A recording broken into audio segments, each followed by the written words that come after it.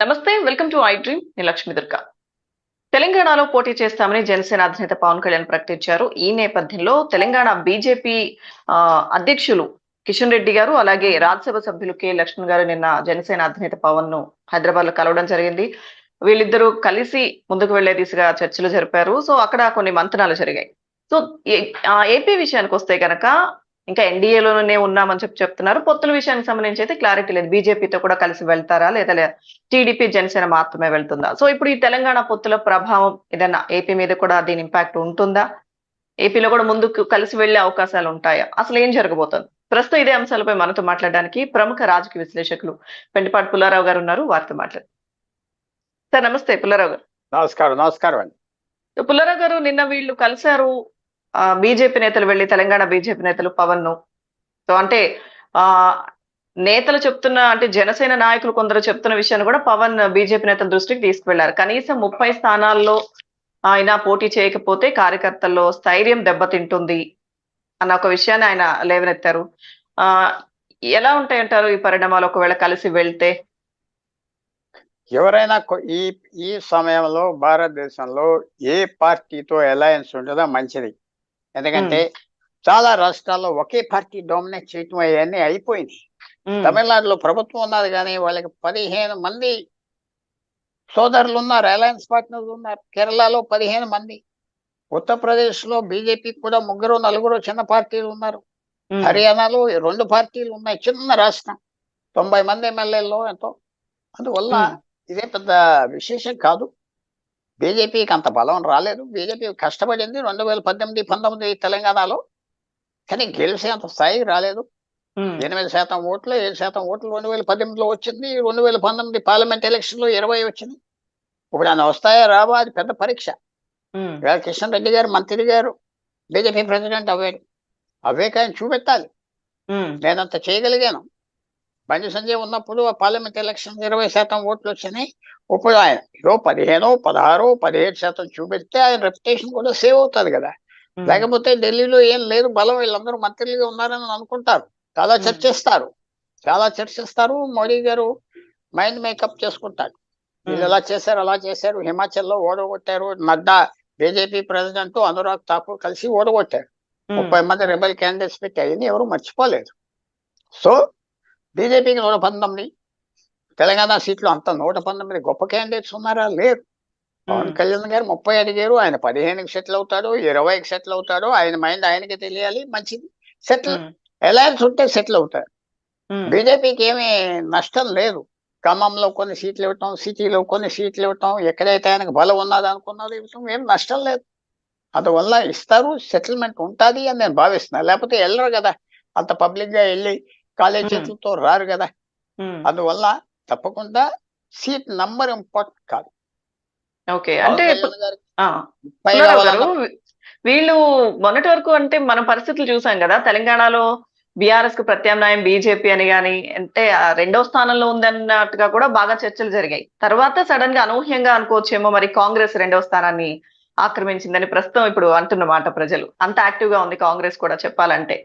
So BJP పొత్తులు పెట్టుకునే పరిస్థితి ఇప్పుడు, అంటే పవన్ దగ్గరకు వెళ్లి పొత్తుల గురించి మాట్లాడే పరిస్థితి రావడానికి కారణం ఏంటంటే ఏం చెప్తారు సార్? ఒకటి, గ్రోత్ అనేది ఒక కొత్త పార్టీగా బీజేపీని మనం భావిస్తే, ఏదో గెలిచాం 30 సంవత్సరాల క్రితం, 20 సంవత్సరాల క్రితం అంటే గ్యాప్ వచ్చింది కదా. 2009 నుంచి బీజేపీ పెద్ద ఏం సాధించలేదు కదా తెలంగాణలో. అది కారణాలు కూడా ఉన్నాయి. బీజేపీ తెలుగు రాష్ట్రాల్లో ఎందుకు పెరగలేదో, ఎవరు పాస్ చేశారో బీజేపీ నుంచి అందరికి తెలిసిన పబ్లిక్ సీక్రెట్, నేనేం చెప్పక్కర్లేదు. బీజేపీ పెరిగితే కొన్ని పార్టీలు పోతాయని డెలిబరేట్ గా సఫకేట్ చేశారు, బీజేపీని పెరగలేదు.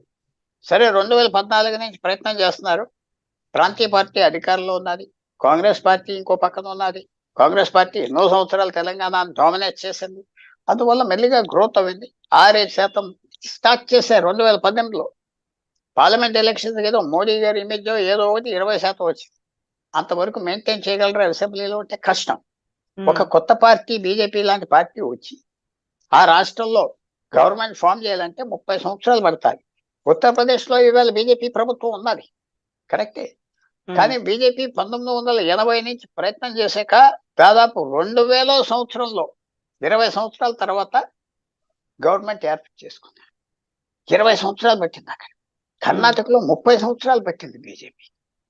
30 ఇండిపెండెంట్ గా రావటానికి. సో టైం పడుతుంది. ఇప్పుడున్న జనరేషన్, కొత్త జనరేషన్ ఓటర్స్ వచ్చే కొలది బీజేపీ పనిచేస్తా ఉంటే ఆ ఓటర్స్ వస్తారు. పాత ఓటర్స్ ఎక్కడైతే కమిట్ అయిపోయారో సాధారణంగా కదులుతా ఉండరు. ఆ ఓటర్లు బీఆర్ఎస్కి వేస్తారు, లేకపోతే తెలిసిన మొహం కాంగ్రెస్కి వేస్తారు, ఎంఐఎంకి వేస్తారు, మెల్లిగా వస్తారు. సో బీజేపీకి ఒక్కసారి ఒక న్యూక్లియర్ ఎక్స్ప్లోజన్ లాగా 8% నుంచి 50% రావటం ఇంపాసిబుల్. 8 నుంచి 20కి వెళ్ళొచ్చు, 8 నుంచి 22 వెళ్ళొచ్చు, 3 వెళ్ళొచ్చు, టైం పడుతుంది. సో అందువల్ల ఈ అలయన్స్ వల్ల వర్కర్స్ కలుస్తారు, ఎక్సైట్మెంట్ వస్తుంది, బలం లేని చోట క్యాండిడేట్స్ కూడా దొరుకుతారు కదా. ఎక్కడో ఖమ్మంలో ఇలా క్యాండిడేట్స్ లేరు అనుకోండి, సిటీలో ఉన్నారు బీజేపీ, ఎక్కడే ఉన్న క్యాండిడేట్స్ లేరు, పవన్ కళ్యాణ్తో మంచి క్యాండిడేట్స్ ఉన్నారంటే వాళ్ళకి ఆ తల్లో పొదులుతుంది కదా.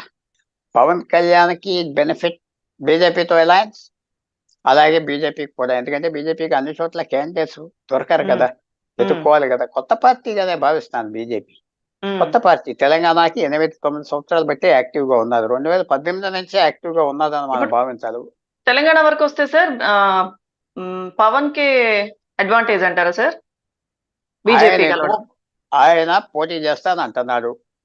పోటీ చేస్తానప్పుడు క్యాండిడేట్స్ వస్తారు, సరదాగా పోటీ చేస్తారు.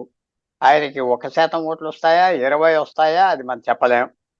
ఆయన క్యాండిడేట్స్ కూడా మేము ఎలక్షన్ పోటీ చేయమంటే ఆ బలం కూడా వెళ్ళిపోతుంది. సో ఆ బలాన్ని మెయింటైన్ చేసుకోవటానికి, ఆ కేడర్ను మెయింటైన్ చేసుకోవటానికి పోటీ చేస్తే ఆయనకు మంచిది. బీజేపీ అలయన్స్ దొరికింది, సో వాళ్ళతో కూడా బలం ఉంటుంది. ఆ కాన్స్టిట్యుయెన్సీస్ లో వాళ్ళ బలం కూడా కొద్దిగా ఉంటుంది. అందువల్ల ఇద్దరికి బెనిఫిట్ అనుకుంటాను ప్రస్తుతం అలయన్స్. ఓకే సార్, ఆంధ్రాలో పరిస్థితి ఏంటంటారు సార్? మరి ఇక్కడ బీజేపీతో కలిసి మొన్న జరిగిన చర్చల్లో అమిత్ షాతో వీళ్ళు కలిసినప్పుడు కూడా కిషన్ రెడ్డి గారు ఉన్నారు, పురంధేశ్వరి గారు ఉన్నారు, లోకేష్ ఉన్నారు, ఇదంతా చూసాం మనం. ఇప్పుడు తెలంగాణలో ఒకవేళ కలిసి ముందుకు వెళ్ళే అవకాశాలు ఉంటే ఆంధ్రాలో పరిస్థితి ఏంటి? ఎందుకంటే రకరకాల మాటలు వింటున్నాం. ఒకళ్ళ ఎవరైతే స్పష్టత ఇవ్వలేదు బీజేపీ కలిసి వస్తుందని, మాట్లాడతాం, వెళ్తాం, కేంద్రం చూసుకుంటుంది, ఇవన్నీ చెప్తున్నారు. ఒకవేళ కలిసే అవకాశాలు ఉన్నాయా? కలిస్తే టీడీపీతో కలిసి పవన్ వెళ్ళడానికి వాళ్ళు ఒప్పుకుంటారా? అసలు బీజేపీకి ఆంధ్రప్రదేశ్ లో వీటో పవర్ ఏం లేదు. నువ్వు పోటీ చేయడానికి వీలు లేదు, మేము వదిలేస్తామంటే పొమ్మంటారు. బీజేపీకి ఆంధ్రాలో ఏం బలం లేదు. నాయకులు ఉన్నారు, మంచి నాయకులు ఉన్నారు. కానీ బీజేపీని కూడా బోన్సాయ్ ప్లాంట్, మీకు తెలుసు కదా, జపాన్లో మొక్కను పెరగనివ్వకుండా వేర్లు కోస్తా ఉంటారు. ఆ మొక్క 100 ఏళ్ళైనా ఎంతే ఉంటుంది. అలా చేశారు బీజేపీని ఆంధ్రాలో. పెరగనివ్వలేదు కొంతమంది. ఆ పెరగనివ్వకుండా ఉన్న బీజేపీకి బలం లేదు. కొత్త వేర్లు రావాలి, కొత్త చెట్లు రావాలి, సమయం పడుతుంది. బీజేపీ వస్తే మంచిది, బీజేపీ రాకపోతే లాగుతారా? టీడీపీ, జనసేన వాళ్ళు ఏదో రకంగా ప్రభుత్వంతో పోరాడాలి, ప్రభుత్వాన్ని డిఫీట్ చేయాలి. చేస్తారా లేదో అది వేరే విషయం. ఫైట్ చేయాలి కదా. ఆ ఫైట్ చేయడానికి వాళ్ళిద్దరు కుదిరింది. ఇప్పుడు బీజేపీకి ఒక పెద్ద ప్రాబ్లం ఉన్నది, మీకు జ్ఞాపకం చేస్తున్నా. 4 రాష్ట్రాల్లో 99 ఎంపీలు ఉన్నారు. ఆంధ్ర, తెలంగాణ, కేరళ, పంజాబ్. ఇక్కడ బీజేపీకి ఇప్పుడు 3 సీట్లే ఉన్నాయి. ఈ 99 ఎంపీల్లో 3 ఉన్నాయి. వచ్చేసారి ఆ 3 కూడా రావని వచ్చేసింది. సో ఎక్కడో తోటి అలయన్స్ పెట్టుకోవాలి. ఆంధ్రాలో అలయన్స్ పెట్టుకోవాలి. అలయన్స్ పెట్టుకోకుండా పనిచేస్తే కష్టం. సో తప్పకుండా ఆంధ్రాలో అలయన్స్ రాకపోతే ఈ 100 సీట్లలో 0. మన తమిళనాడులో ఏడీఎంకే వదిలేసింది. కేరళలో చక్కగా 12-15% ఓట్లు వస్తున్నాయి. చాలు, ఇంకో 20 సంవత్సరాలు పనిచేయాలి. ఆ తమిళనాడులో పెరుగుతుంది, ఇంకో 20 సంవత్సరాలు 10 సంవత్సరాలు పనిచేయాలి. ఆంధ్రాలో అంతే. సో అలయన్స్ వస్తే వదులుకుంటారా? అలయన్స్ వచ్చింది అనుకోండి, ఆ అలయన్స్ కు 10 ఎంపీలు వస్తే పెద్ద విశేషం వాళ్ళ సంఖ్యకి. సో అక్కడ కాదనే పరిస్థితిలో బీజేపీ లేదు. అలయన్స్ సెటిల్ అవుతాయి. పార్లమెంట్ ఎలక్షన్ వచ్చేటప్పుడు పరిస్థితి చూస్తే అంటే టీడీపీతో కలిసి వెళ్ళడానికి అంత సుముఖంగా లేదు అన్న పరిస్థితులు మనం బాగా చూస్తున్నాం కదా సార్. మరి ఇప్పుడు అంటే మీరు అన్నట్టుగా ఖచ్చితంగా అలయన్స్ పెట్టుకోవాల్సిందే. జగన్మోహన్ రెడ్డి గారు అలయన్స్ ఇస్తారా? జగన్మోహన్ రెడ్డి గారు అలయన్స్ ఇస్తే బీజేపీ వెళ్తారు. ఏమనంటున్నాడు కదా, అవును, ఏమనంటున్నాడు, పోల్ అలయన్స్ కావాలి బీజేపీకి. ఎలక్షన్ ముందర అలయన్స్ కావాలి, ఎవరితో బలంగా రావాలి, కొన్ని పార్లమెంట్ సీట్స్ కావాలి. లేకపోతే మొన్న 0 వచ్చిన 25కి 2019 ఆ పరిస్థితిలో బీజేపీ లేదు. అధికారం ఢిల్లీలో రావాలి అంటే ఆంధ్రాలో 10-15 ఎంపీలు కావాలి అలయన్స్. అయితే చాలా కష్టం. లెక్కలు ఫ్యాక్ట్స్ ఆ వెరీ డిఫికల్ట్ అంట. ఎందుకంటే ఫ్యాక్ట్స్ మనం తప్పించుకోలేము. అది నిజం. ఈ 99 సీట్లు 3 ఎంపీలు ఉన్నారు. ఇంకో 50-60 సీట్లలో తెలంగాణ అండ్ ఢిల్లీ అండ్ బెంగాల్లో 70 సీట్లలో బీజేపీకి ఈసారి అన్ని పడిపోతాయంటున్నా. అలయన్సెస్ ఉన్నాయి. సో ఎక్కడ సంపాదిస్తారు? ఎక్కడో చోట వాళ్ళు స్ట్రాటజీ చేసి కొన్ని సీట్లు సంపాదించాలి. ఆంధ్ర ఒక్కటే కనపడుతుంది. తెలంగాణ కూడా అలయన్స్ పెట్టుకుంటారు నెక్స్ట్ టైం. ఈసారి జనసేనతో పెట్టుకున్నారు, నెక్స్ట్ టైం టీడీపీతో ఉంటే కలుపుకుంటారు, తప్పకుండా కలుపుకుంటారు. 4-5 సీట్లు కాదు, 6 సీట్లు వచ్చిన తెలంగాణలో విజయం, 10 వస్తే ఆంధ్రాలో విశేషం. అది అలయన్స్. సో ఇవన్నీ మానుకునే పరిస్థితిలో బీజేపీ లేదు. బీజేపీ లొంగుని అలయన్స్ కి ఎత్తుక్కుంటున్నారు దేశం అంతా. తప్పకుండా అలయన్సెస్ కోసం ఎత్తుక్కుంటున్నారు దేశం అంతా. ఇప్పుడు మీరు చెప్పినట్టు ఒకవేళ అలయన్స్ కి వెళ్తే, ఎందుకంటే ఇప్పుడు టీడీపీతో వెళ్తున్నందుకే జనసేనలో చాలా అసంతృప్తులు, వీళ్ళందరూ బయటకు వస్తున్నారు. కొంతమంది బయటికి పార్టీని వదిలి వెళ్తున్న పరిస్థితి. ఏంటి మా పరిస్థితి, ఫ్యూచర్ ఏముంది, పార్టీని తీసుకెళ్ళి ఆల్మోస్ట్ అన్నట్టుగా కూడా కొంతమంది మాట్లాడుతున్నారు. టీడీపీకి పనిచేయాల్సి వస్తుంది అని చెప్పి, వాళ్ళ నాయకుడు సీఎం అవుతారని, వాళ్ళ సామాజిక వర్గానికి చెందిన వ్యక్తి అవుతారని రకరకాల ఆశలు పెట్టుకొని ఉంటారు కదా. ఇప్పుడే నిరసన వస్తున్నప్పుడు ఆంధ్రాలో బీజేపీ పరిస్థితి ఏంటో మీరు చెప్పారు ఇప్పటి వరకు. సో ఇప్పుడు బీజేపీతో కూడా పెట్టుకుంటే ఏంటంటారు పరిస్థితి? నేను స్పష్టంగా చెప్తున్నా, నాకు మెయిన్ ప్లేయర్స్ అందరూ పర్సనల్ గా తెలుసు. జనసేనలో మెయిన్ ప్లేయర్స్ అంటే పవన్ కళ్యాణ్ తో సహా, నాట్ అ స్ట్రేంజర్ టు. అయితే నేను వెళ్ళి నిన్న మొన్న కూర్చోలేదు ఆయన పక్కన 2-3-4 సంవత్సరాలు, బట్ ఐ నో హిమ్. అందర్ ప్లేయర్స్ తెలుసు. ఆయనదే పాపులారిటీ. ఆయన ఎంత ఉన్నదో నేను చెప్పట్లేదు. 6-7% వచ్చింది, ఈసారి 10% ఓట్లు వస్తాయా 15 వస్తాయా నేను చెప్పట్లేదు. బట్ ఆయనదే పాపులారిటీ. మిగతా లీడర్స్ కి ఆ ఓట్ బ్యాంక్ లో ఏం లేదు. ఎవరైనా వెళ్ళిపోతున్నారంటే అది వాళ్ళకి లాభం రావచ్చు, ఇంకో చోటకి వెళ్తే నష్టం రావచ్చు, నేను చెప్పట్లేదు. ఆయనదే పాపులారిటీ. టీడీపీలో చంద్రబాబు నాయుడుదే పాపులారిటీ. టీడీపీ చంద్రబాబు నాయుడు జైల్లో కూర్చున్నాడు, ఏం పార్టీ లేదంటే అదేం కరెక్ట్ కాదు. అది ఒక auto pilot. Telugu Desam auto pilot మీద వెళ్ళిపోతుంది. ఆయన జైల్లో కూర్చున్న పార్టీ వెళ్ళిపోతుంది. ఎందుకంటే 400 మాజీ ఎంపీలు, ఎమ్మెల్యేలు, మంత్రులు అందరూ ఉన్నారు. 15వ ఎలక్షన్ వాళ్ళు పోటీ చేస్తున్నారు. అన్ని ఆ మెషినరీ ఉన్నది. ఏం చేయాలి, ఎలా చేయాలి, మెషినరీ ఆటోమేటిక్ వెళ్తాది. సో ఒకవేళ ముగ్గురు కలిస్తే ఎవరికి లాభం సార్? ముగ్గురు కలిస్తే ముగ్గురికి లాభం. అంటే అది గవర్నమెంట్ ఫామ్ చేస్తారా నేను ఆ మాట అంటలేదు. ఎందుకంటే సర్వేస్ చూడాలి, మనం టికెట్స్ ఎలాగేస్తున్నాం చూడాలి. ఆ పాత మొహాలు తీసుకొచ్చి మళ్ళీ నొక్కేస్తారా అందరు గొంతుకులో? జగన్మోహన్ రెడ్డి గారి స్ట్రాటజీ ఏంటి? ఆయన ఏం చేస్తాడు? ఆయన క్యాండిడేట్స్ మారుస్తాడా? ఆయన కూర్చుంటాడా? ఆయన ఇంకో స్ట్రాటజీ వస్తుందా? లేకపోతే వైజాగ్ వెళ్ళిపోతాడా? లేకపోతే మళ్ళీ తిరుపతి వస్తాడా? ఏంటి ఆయన స్ట్రాటజీ ఏంటి మనకు చెప్పట్లేదు కదా. సో ఇంకా స్ట్రాటజీ క్లియర్ కాలేదు. కానీ అలయన్స్ ఉంటుంది, ఎందుకు ఉండదు? మళ్ళీ ఉద్యోగాలు కావాలి కదా, ఎందుకు ఫెయిలియర్ కావాలి? కొంతమంది వెళ్ళిపోతా ఉంటాయి. అంటే ఇంకా ఈ డిబేట్ వెళ్ళిపోయే వాళ్ళ మీద కాదు కాబట్టి, వచ్చే వాళ్ళ మీద కాబట్టి. అలయన్స్ లేకపోతే బీజేపీ ఢిల్లీలో కూడా గవర్నమెంట్ ఫామ్ చేయలేదు. ఈవేళ పరిస్థితి అంత చెడ్డగా ఉన్నది.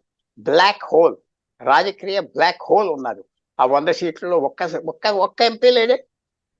ఎలా వస్తాడు? మళ్ళీ అధికారంలో రావటానికి ఎలా వస్తావు? ఎప్పుడైతే నువ్వు కేజ్రీవాల్ని, మమతా బెనర్జీని, కేసీఆర్ అనవసరంగా విరోధం చేసుకున్నావు. వాళ్ళ పిల్లల మీద వాళ్ళ మీద వాళ్ళు తప్పు చేస్తే శిక్షించు. వాళ్ళతో విరోధం అయిపోయింది. ఆ విరోధం వల్ల వాళ్ళు కాంగ్రెస్తో జాయిన్ అయిపోయారు. ఎలా చేస్తావు రాజకీయం? మార్చుకునే పరిస్థితిలో ఉన్నారు. కొంచెం నిద్రలు వేశారు. బీజేపీ బాగా స్టడీ చేస్తున్నారు. అందుకనే మొన్న అమిత్ షా లొకేషన్ కలిసాడు. లేకపోతే ఎందుకు కలుస్తాడు? ఎంత మెసేజ్ ఇచ్చాడు. అక్కడ ఆంధ్ర ప్రెసిడెంట్, తెలంగాణ ప్రెసిడెంట్ తో కూర్చొని మాట్లాడేది కదా. కానీ మెసేజెస్ అందరికి మెసేజ్ వెళ్ళింది. మాకేం సంబంధం లేదు, మేము మళ్ళీ స్నేహం. ఏమవుతుందో మనం చెప్పలేం. ట్రెండ్ మాత్రం మనం చెప్తాం. సార్ అయితే ఇప్పటి వరకు అఫీషియల్ గా అనౌన్స్ చేయకపోవడానికి ఏమైనా ఉండొచ్చా సార్ కారణాలు? ఆంధ్రాలోనా? ఆంధ్రాలో సార్. కరెక్టే. జగన్మోహన్ రెడ్డి గారి స్నేహం ఉన్నది కదా. ఆ స్నేహానికి ఇంకా సమయం ఉన్నది కదా. ఇద్దరు ఒకళ్ళొకళ్ళు వాడుకుంటున్నారు కదా చక్కగా.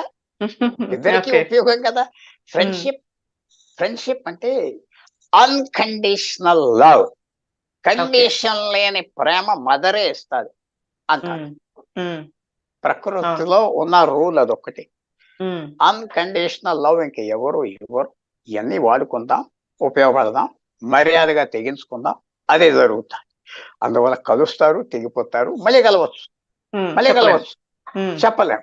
ఎందుకంటే ఇవన్నీ మ్యానిపులేషన్ చేసేది ఇది అందువల్ల మనం ఏదైనా ఎక్స్పెక్ట్ చేయొచ్చు. So okay wait for few days. Okay, wait and see అంటారా? చూద్దాం ఏం జరగబోతుందో. Okay, so thank you so much Pullarao గారు. Thank you. Thank you.